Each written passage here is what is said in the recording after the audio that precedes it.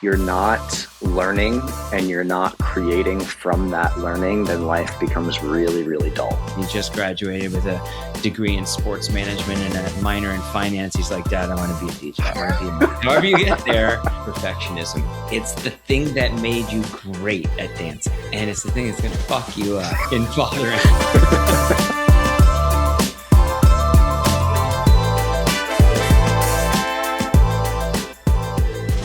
Hi, I'm Tony Cooper. This is the Dad Manual Podcast, and I'm here today with one of my favorite about-to-be dads.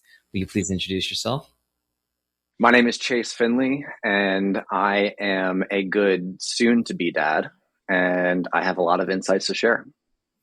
Yeah, and I'm going to throw great because I know you will be, because you're just somebody who has just always impressed me as taking things on at the highest level you can. So why I'm super excited about our conversation is, of all the journeys you've been on and all the things you've accomplished in your life, you're stepping into now 30 weeks. Is that correct? 30 weeks. Yeah. Okay. It will be 34, 35 by the time this airs, but still before the baby's born. This is like the next great adventure. And I know your life has been accelerating recently. And, we were talking about abundance, and we all crave abundance. We all want abundance, get over our scarcity. And then the universe goes, all right, here's some abundance. How's that feel? And it can feel really overwhelming. So, with everything that's happening right now, just start with, how has it been in pregnancy? What's come up for you? And what are you observing about yourself in this process? There's so many different levels and angles I could take with that, because pregnancy has brought up a lot. I mean, obviously, the first and primary for me is just the joy. I mean, you talked about abundance. This is something that I have been craving. This is something I've been waiting for a very, very long time. I mean, ever since I was a kid, there was this desire inside of me to caretake and to be a dad and to be able to step into that playfulness again. And the obvious part is just the thrill and the joy and the anticipation of everything. But then what comes along with that is the fear, the insecurity. Am I going to be good enough? Am I going to do the right thing? Am I going to be able to show up for my wife, for my child, in a way that is necessary? Right? Like, I don't want to mess anything up. So those stories and those thoughts come in every now and then as well.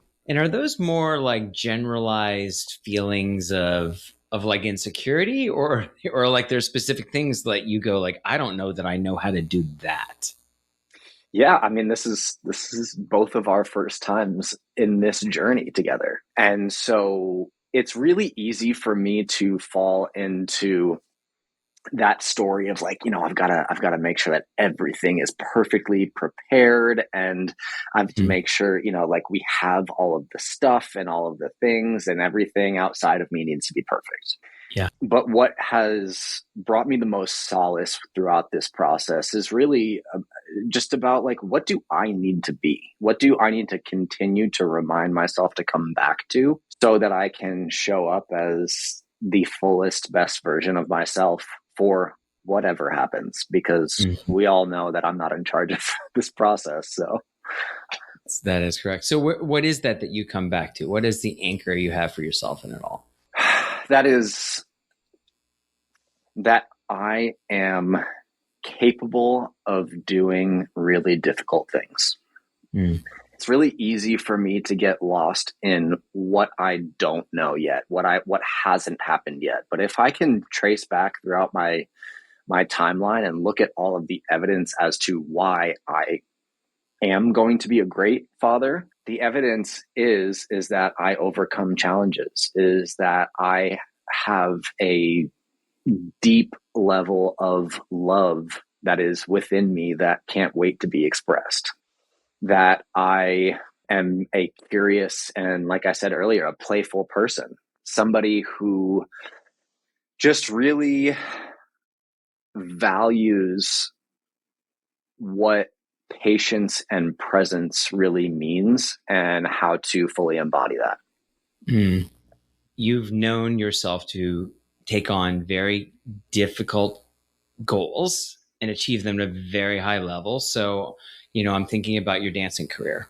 Yeah, So tell me a little bit about that and that journey, because what I know about it is it's highly competitive. There's very few spots at the top. And so, as much as you might want to be an abundant, win-win kind of a person, I know that there's no way that that environment fosters that. So, you had to really create and probably overcome some huge obstacles in order to be able to achieve the level of success you did. So tell me about that.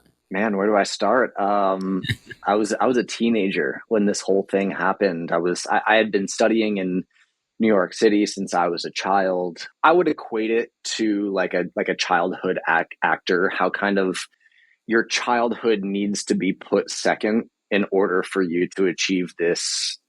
And truly, it is a passion. It was a passion of mine, but something that I was just in this constant pursuit of perfecting.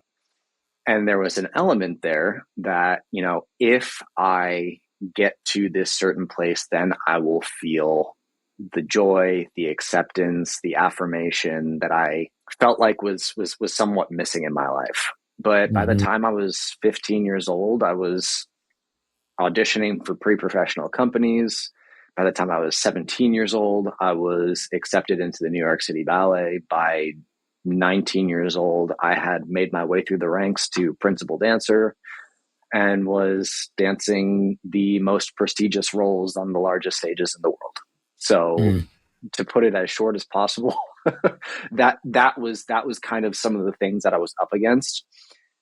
But the thing that I found in that was, and this kind of like ties into my own personal development over the years that I would love to impart into my daughter, is that the external pursuit can be very fulfilling and was very fulfilling.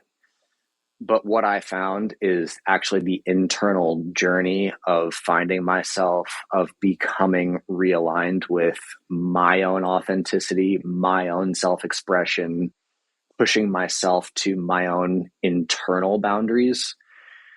That is what really created the most fulfillment for me. Yeah. Yeah. That pursuit of that external validation or the external accolades, however it shows up outside, that desire to achieve something really great, where did that come from for you? Hmm. You know, you could chalk it up to, I had middle child syndrome, or or there was something like that going on. I think there was a purity to it, because I don't want to paint this as something that was just an internal flaw, or that I was doing it from a place of lack. Yeah. Because the moment I stepped into that ballet studio, there was something about the ability for me to like fully express, not only emotionally but physically, that just it felt like home, felt like the sensation of being home. It's like, here is a platform where I can finally just be all of me. And to be honest, I don't really know why there were elements of that throughout my childhood, or throughout going to school or being on sports teams, that it didn't fully feel like I fit in entirely.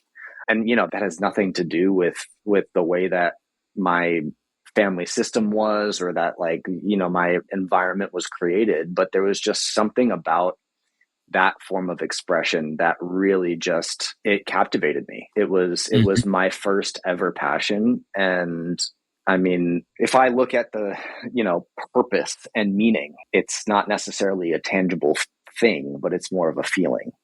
How did dance start with you? Like, how did you find it?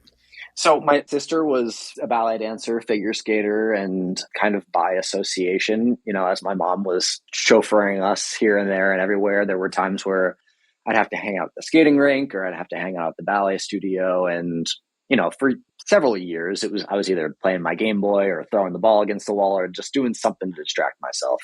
And there was a performance where the kids from the school get to dance alongside some pre-professionals and professionals in the certain city that I grew up in. And the first time that I was sitting in the audience and I saw a professional male dancer on stage. I saw that it was athleticism, that it was artistry, that it was somebody got to play a role for a certain amount of hours and kind of just lose themselves in the grandeur of this production.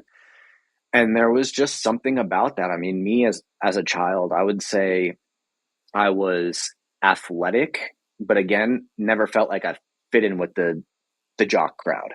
Right.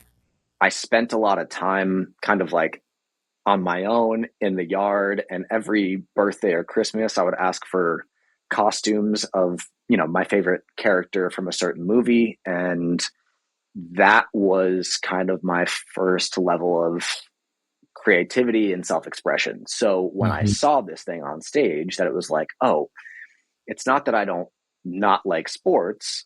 I Yeah. love running. I love being outside, right? Like if you put me in a classroom, all I could think about was being outside and running and playing. Yeah. And Yeah. so I was not the scholastic type as a kid. So when I found this thing, when I saw this thing and there was a model for me of this is what boys to men can actually do, Right. it was both these worlds that like combined harmoniously. And I mean, right away, I was like, Mom, I got to do that thing. That's awesome. Yeah, Like it all clicked, like all the different parts of you. Like you're like, I'm really athletic, but like the jock crowd isn't for me. I'm really artistic, but like that whole angle isn't for me. Like yeah, and there's all these parts of you, but it's sort of like all intersected in a way that dance became something that just made you feel like yourself, or a absolutely, place that you felt like you could be yourself. absolutely. And just to, you know, emphasize on something you said is the artistic side of me, the one who wore the costumes, who entered his own world out in the yard. There was something that was inherently lonely about that. There weren't many other boys at my age who had that kind of like internal creativity that I had. And Yeah. in fact, a lot of the times it was teased, and it was right like, what do Yeah, you there's a stigma, right? totally Certainly. I mean, because kids, and they're just projecting the shit they hear from their parents, right? right? But like, there's traditional female roles and there's traditional male roles, and if you cross over, then I have judgments and I can put you in sort of a box. So I'm sure you dealt with a lot of that.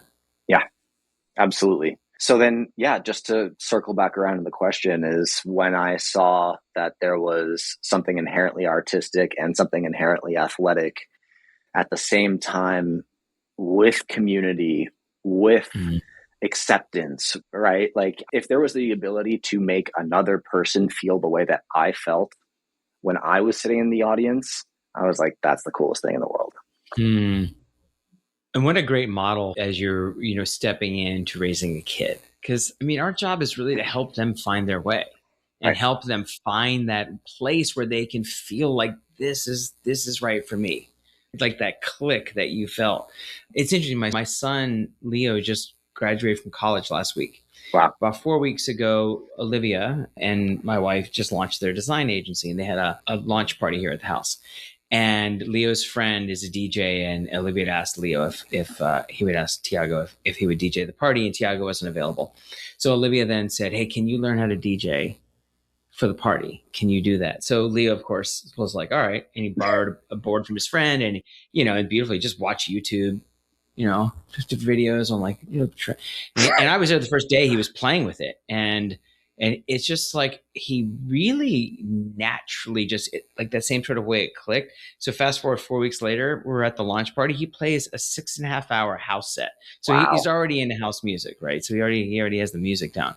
But his musical selection, the way he would transition between songs, I was watching something happen in him Mm, that was the very first time in his life, he's 22, where I was like, oh shit, I think he found it.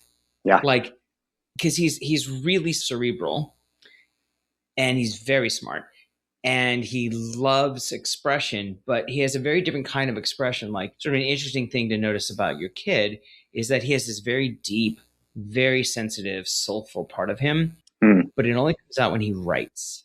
mm, So he writes poetry and he writes the most beautiful cards. And it's sort of like there's this external Leo and there's this internal Leo. And when I watched him be a DJ, like he was obviously thinking about what he was going to do, but the way he was moving and feeling the music, it Mm, was 100% guided by his whole body and his whole being. And it felt like an integrated thing. And I was like, I mean, when you see that in your kid, like the ability to create that opportunity or to create the kid that finds that opportunity. yeah, So this is really an acknowledgement for your parents, how they created you as a person who knew himself so well. He just didn't know where he fit in. And then when the opportunity presented itself, you went, I've arrived. And so I right. just saw that happen. And now all of a sudden he just graduated with a degree in sports management and a minor in finance. He's like, Dad, I want to be a DJ. I want to make music. Like, fuck, you found it. I mean, however you get there. But like as a dad, man, there is no greater joy than when your kid finds a way to express himself in the world that's an authentic, like who they Mm, were built to be. So I felt a lot explain that, as a father and thinking about like what a joy it is as a parent to find your kid find that in themselves. yeah, and that, this may be a slight pivot, but something that also comes up for me around entering fatherhood is, again, going back to that question of like, what are maybe some of my worries or some of my fears about this? And the tendency for me to go, I have to make sure that everything structurally is perfect so that when this person enters the world, things will go as planned. Right. Yeah. And again, coming back to that foundation of trust and peace and I can do hard shit and like being able to really just be present with the way that this person unfolds in front of my eyes. What you're saying is helping me realize it's like we can't predict what this is going to be. What we can do is we can be the most available, we can be the most flexible version of ourselves as we enter parenthood, but like ultimately universally, who knows what the spirit Right. of this person is and what they're going to fall in love with and what lights them up inside. And it's almost like it's much simpler than we make it ourselves, which is kind of a lesson with a lot of things. But Yep. if you can be present and open and flowing with whatever this person wants to do, then as they find those things, it's like, okay, cool. How can I celebrate that with them? How can I create space for them to flourish in those things? How can I be an example of what curiosity looks like? Yeah. So, as we step into fatherhood, it's a great opportunity for us to resolve whatever we've been carrying with us. And so you just talked about this perfectionism need you have. I need to have it all worked out and Yeah, structured in a particular kind of way, assuming that came out of your upbringing in one way or another. You've had it in your whole life. It's the thing that made you great at dancing. absolutely. And it's the thing that's going to fuck you up in fathering. So, how have you been resolving that? How have you been going after that? I mean, you're already seeing it. Like, first of all, let's just acknowledge, right? You're a licensed therapist. You work with chemical dependencies and trauma, Yeah, and really helping people perform at a really high level in their life, overcoming. So, you have a particular, insight into this, probably an advantage over others. So, how have you been addressing that with yourself? yeah. So, you know, again, there's this model that I try my best, despite the perfectionism, to live by. And that is being aligned with my own authenticity. If I am trying to perform my way through life, if I am falling victim to the way that I think that other people want me to parent or other people want me to father because of, again, like that old story of if I just do enough, if I perform well, if I show up and just be a good boy, then I will have the acceptance that I'm looking for. Constantly looking at the external thing to fill the internal void. Were there some things throughout my life that reinforced that? Sure, absolutely. But the thing is, I'm just so grateful that I had an entire life shift that took me from an environment that I couldn't really look inside. I had to continue this outward character in which people wanted me to be.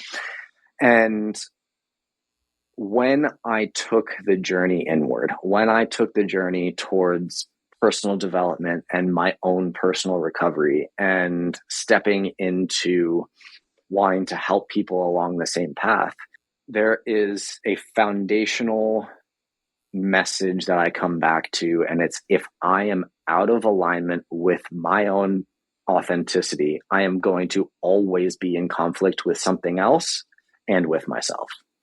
I've done plenty of my own trauma work before and looked in the past.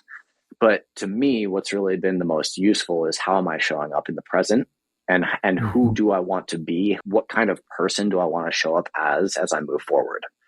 And so really being able to know that version of myself through visualization, through meditation, through acts of integrity, through taking ownership in my life. The moment where I realized that nobody was going to come save me from my own story, it's when I was completely free.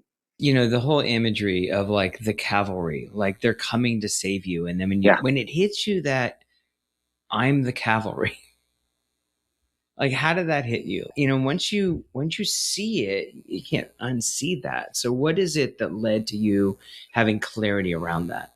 I mean, it was just kind of this like continual desire to grow. I always say to people, if you're not learning and you're not creating from that learning, then life becomes really, really dull. I struggled with substance abuse of my own when I was dancing, and that was ultimately the thing that kind of brought me to my knees and forced me into this new pivot in my life. Initially I had this first introduction with therapy and spirituality and a healthy community of men and looking deep and internal within myself. And there was just something about that process of this kind of internal exploration that just felt really clear. And it was over the years, just as I continued, right? Like studying therapeutic modalities. I never use something on somebody that I haven't done on myself first. Doing leadership courses and personal development and emotional intelligence trainings, and just continuing to be this sponge of growth. To answer your question, like, I don't know if there was a moment where it just really stuck, but I'll also attribute it to entering a healthy relationship for the first time. Seriously, like having somebody be able to stand for me in a way that I couldn't even stand for myself at the time. My now wife, she came into my life and she was just like, you are playing so small. But was like fearlessly able to call me on my bullshit. And between the therapists that I've had and the coaches that I've had, like, those are the kind of people that I want around me. Because sure, is it going to hurt my feelings? Sometimes, right? But it gives me yet again another opportunity to look at what is the self-deprecating story that I'm living in that makes this offensive, or what caused me to feel upset by that or triggered by that. And in a way, it's like now I'm kind of contradicting myself, because the cavalry was my therapist and my wife and all of these people. But I think that's actually really the point, which is, and first of all, and the fabulous Fabi, who stood for you in that way, was standing for herself. Like, there was a way in which she was able to stand for you, but that was her being her own cavalry. In the same way that you said before, this thing about really getting clear on your authenticity, that when you're out of alignment and you're in conflict with yourself, you're in conflict with the world, and vice versa. It's like, but as soon as you align with yourself, then the conflict goes away. Yeah. And so all of these modalities, all of these experiences create the opportunity for you to see something different, because without it, it's very difficult for us to come up with a new way of seeing something. It's going to get triggered by something, like call it a divine inspiration or a massive breakdown that you experience, or whatever it might be. We'll keep doing what we keep doing until something breaks us out of it. Yeah. So the stimulus is usually external, but the solution isn't. Right. And so I think that's what you're saying, which is not a contradiction. It's like it does have to come somewhere, but then you get to decide, what do I make this mean? What am I going to do about it? What thoughts am I going to have? What beliefs am I going to hold? What ones am I going to let go of? And that is the work. Yeah. That's the work, just being a human. But I mean, you have the luxury of time until you become a dad. And when you become a dad, it's fast forward, because a lot of the guests that I'm talking with on this podcast, their kids are in their teens before they kind of get it, Mm, which is wonderful, because like being a dad is an incredible journey of transformation. However, the victims of the delayed awareness and insights and breakthroughs are that the kids pick up on all the things that's been unresolved. right. And so what I appreciate so much about your journey is you have been doing this for the right reasons. You're doing it for yourself, for your own health, like you coming back to yourself and believing yourself so much. And I'm imagining it's the same belief that you had in yourself when you started dancing. Like you kind of somehow come back to that. But like the majority of the getting the stuff out of the way that you don't want to pass on to your kids is such an incredible gift you're giving to your family. Again, to doing the work, right? Like putting the work in the front end before getting to this stage in your life. I've been in recovery and doing this self-development thing for the better part of 8.5 years. And throughout that time, there's this part of me that's like, why can't I just have the ideal relationship and the child? And I want my life to start moving forward. And there was something universally that was just saying, not yet. You're not ready yet. Right. There's more for you to identify within yourself that is going to set you up to the best way that you possibly can to show up for this little, innocent, beautiful girl who is going to literally steal your heart. Yeah. Yeah. Over and over and Yeah. over. Yeah. So I'd love to hear, what's the vision you have for yourself, like as a dad, as you step into imagining this little being, this little beautiful daughter you're going to have. One that is fully present.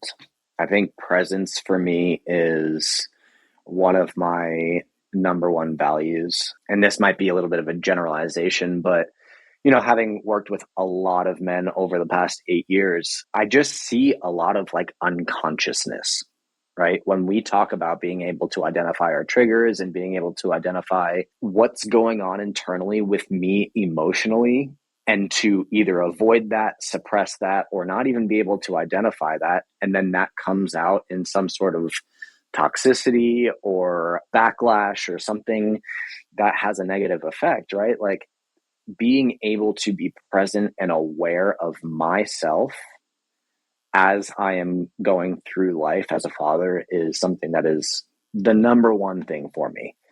And because again, right, like I could try to predict and set everything up the way that I think it should go, but at the end of the day, there are going to be so many different ups and downs and twists and turns to this process that, again, like being able to be present, being able to be aware, being able to be flexible, Mm-hmm. and to really just meet everything with love is Yeah. a huge part for me, because I know if I am out of alignment or disrupted or triggered in some way, that is, I mean, we're talking about generational trends, like that is going to be passed down. So to sum it up, I would love to be a healthy masculine figure for my daughter. Mm-hmm. I love that. That sounds good. I mean, Yeah. that sounds good because we as fathers, what we're imparting into our children, your daughter, is the vision that she has about what a man's supposed to be like, whatever it is, however we show up. And so, they will consciously or unconsciously seek that. So it's like, what do you want for your kid, man? Be that. Whatever you want your kid to have in her life, yeah, show up that way. Like that's the greatest motivation. And what I love what you Yeah. said about the presence too, because I've definitely talked about this, but one of the biggest complaints, I'm sure you hear it all the time, is, oh my God, time flies. The kids are growing up so fast. Hmm. And I was like, there's one source of that. Like, time is not going faster. Kids do grow in leaps and bounds. They're showing you time. Like, they represent time and how they're growing. And if you are not present for a little while, you come back, things have changed rapidly. Absolutely. And so it's not that time is flying, it's that you're not paying attention. So Boom. the idea of presence is literally, it stops time. I mean, when you sit down and go, okay, I'm going to play with my kid for 10 minutes, it could feel like an hour if you're 100% in their world. And so what I loved what you said before is about your desire to be a father started a long time ago. Hmm. And you said something along the lines of like wanting to get back to that playful part of your life. So I would love to hear more about that, because if there's anything that will make you a great dad is remembering you're fathering a child.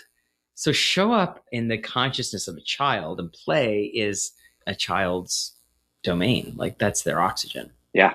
What did you mean by that when you said capturing that play? Well, I'm also just so aware that she's going to teach me so much. Hmm. I mean, again, I look at all the different interactions that I've had with in my own life have taught me so much. Have there been things that didn't go perfectly? 100%. But I'm also not naive enough to look at, like, I would not be the person that I am today if it weren't for my ballet career, if it weren't for devastating substance abuse, you know? And I wouldn't be the person that I am today if it weren't for the relationship that I'm in with my wife. I wouldn't be the person that I am today if it weren't for the relationships that I have with my closest friends that I've known since I was 8 years old. Right. So every interaction, every spirit, every human being that comes into my life, if I'm willing to be present and aware enough with that person, is going to unlock this whole new version of who Chase is. Yeah. And maybe it's not new, but maybe it's just something that's been really stagnant for a long time. Hmm. Because referring back to who I was as a child, right? Like, I was the one who was asking for costumes so that I could go outside and be in make believe land. Like, I can't wait to do that with her. I can't wait to build forts and pretend like we're blasting off into space. I can't wait for those sweet, innocent moments of just like pure innocence. Hmm. And Be- imagination, because yeah, like, absolutely. that's, I think, the thing that gets drummed out of our kids real fast is Yeah, imagination, right? I'm not going to go in a soapbox around digital friends, but I mean, as soon as you put a screen in front of a kid, their imagination goes out the window, yeah. like, truthfully. They're like, no, it's an interactive game. I'm like, it's a screen. It's not. And so, like, as you just described that, like, putting on costumes, doing whatever they want, following their lead is this foundation of them being able to be whoever they want to be or create whatever they want to create in the world, because that's imagination. And that's going to give me permission to, again, it's like meet this like inner child portion of myself that maybe because of adulting and society, it's like, it's not always an okay thing to do to pretend like you're an animal or something like that, you know? No, no, no. Unfortunately, no, Right. it isn't. No, you just get a lot of looks, but no, Yeah. it's funny what you can get away with if you don't give a shit what other people think. Right. Yeah. As much as I'm excited to teach her, I'm excited to learn from what this, yeah, again, this imaginative, innocent being is going to show me or remind me of in my life. That all sounds really great. I was just wondering what, at this point in your life, after everything you've been through and all the like incredible accomplishments and amazing things and the lows, like, what would you say joy is for you right now? Joy for me, I mean, I'm going to come back to just being completely aligned with my own essence, Yeah. is really just who I know myself to be, giving myself every permission to take action from that place, as Yeah. opposed to, again, there was so much fulfillment in my dance career. And the thing that feels different is now the fulfillment lasts. It just keeps lasting instead of this like euphoric experience on stage and then the curtain comes down and it's like, okay, all the dopamine's gone. Right? And then we have to wait for the next performance or the next Yeah. rush of excitement. But being able to be a conscious individual in this world, to know yourself on a deep level, and to be able to say, no matter what, I'm going to operate based off of my own system. There's so much freedom to that. And sure, I can point to, me and my wife going on a vacation and having an experience that's joy. That 100% I experience joy in those moments. But again, joy is created from your own internal experience, in my experience, of being in Yeah. alignment with yourself. If I'm pretending to be somebody that I'm not, there is always going to feel like there is something missing. Yeah. Very well said, Chase. Speaking of performance, your next big performance is a week and a half from now. You guys are having your baby shower. Oh, yeah. I wish I were in Austin. I would totally be there. I love you. But what do you want that to be like? Given that I think just from a man's perspective, baby showers are like many of them men aren't even part of. And so sometimes they are. And obviously, in your community, in your instance, it is a co-ed event. But, men kind of take the back seat, I think, in a lot of those things. Yeah. And truthfully, actually, I never even really told this story, but like the reason I even started this podcast is I started a men's team when I moved to Davis, California in 2010. And I just found that like in the school, all the moms were super involved in the class when we Mm. were at any event, and all the dads were like as far away as they could be Really? against the wall, not like, not even they didn't even know each other. And I was like, this is not okay. Like we have to be as much a part of their lives as the mom. So I was just thinking about that. And what do you want to have happen at the baby shower? Like, how do you want that to go? Man, I just want to use this as kind of, there is so much about pregnancy process that like doesn't even feel real. There Mm, is there's obviously those moments where me and my wife are laying in bed at night and we can see like through the glow of the TV, her belly starting to jostle and turn, and I'm speaking to her belly, but there's something that doesn't fully feel real yet, and you know, and not that this process is going to make things feel real. I mean, once she is in this world and I get to lay eyes on her, then I think that'll kind of fulfill that for me. But the baby shower, I mean, I really just want it to be a celebration. This process, myself and Fabi, our relationship has been extremely accelerated. I think universally, it's so interesting. So when I lived in New York City, she literally lived like 3 blocks away from where I used to dance every single day for a number of years. When I moved to Austin, my apartment was 1 block away from where she worked. So we've constantly just been crossing paths this whole time. And, again, it's like the work that she's put in, the work that I've put in on knowing mm, ourselves fully and being able to like, I don't think people ever arrive, but to get to like this certain landmark where, the universe is kind of like, hey, you're ready. Let's do this thing. I love that. It's a celebration of what you all have created and what's about to come. But I love that you're celebrating the work that each of you have done on yourselves to Yeah. be ready to be the greatest parents you can be to this lucky little child. That's a fantastic intention. I love that. Yeah. I always tell people, again, this perspective of like pain is something to be worked through or pain is something to be avoided. I also want to bring that into it, to be completely honest. Like, I want to feel the entirety of what brought us to this point of, Hmm.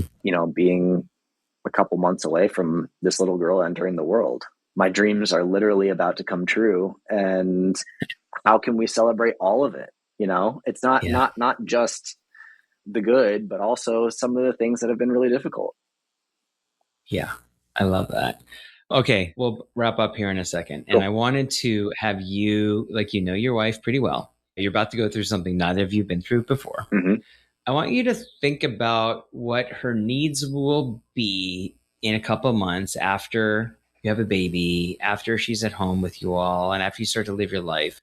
What advice do you want to give to yourself? How do you want to guide yourself as you show up in those moments in the first, say, few months of your child's life? Mm. I just really want to be an advocate. Obviously, I want to show up physically for her needs, but also emotionally, right? To be able to withstand and hold and create space for whatever hormonal disruption wants to happen or whatever experience she's having with the baby. Again, you can't predict what's about to happen, right? So being the firm, solid, present, aware, conscious foundation for whatever comes up. If I look back on that time and I can fulfill that role, then, I'll be like, we did it. Yeah. We did a good job. Yeah. Yeah. Amazing. Chase, thank you so much. Thank you, Thanks for Tony. being here and sharing this journey. This is so much fun for me, and I'm so excited for you guys. I Thank cannot you. wait to meet your daughter. I love you and appreciate you. Love you too, man. And I would love for us to check back in Yeah. another, I don't know, a period of time. I'm like, how's it going now that you're an actual dad? And Everything that I said was wrong. yeah, I know. I was 100% incorrect. Let me provide the rebuttal. Yeah. Awesome. All right. Well, until then, can't wait. I'll talk to you soon. All right. Thanks, Tony. I just want to thank you for listening to this episode of the Dad Manual Podcast and for supporting dads to become the best version of themselves as they strive to bring healing and inspiration to their families. I'm looking to grow a community of fathers who are ready to change the world, but I need your help. It's super valuable to the podcast when you like an episode, when you leave us a rating and subscribe to our YouTube channel, when you follow us on Instagram at the Dad Manual Podcast, and maybe even the most important, when you share the podcast with the dad you love. Also, you can impact what we talk about here. If you've got questions or topics you want me to explore, email them to me at dadmanualpodcast@gmail.com.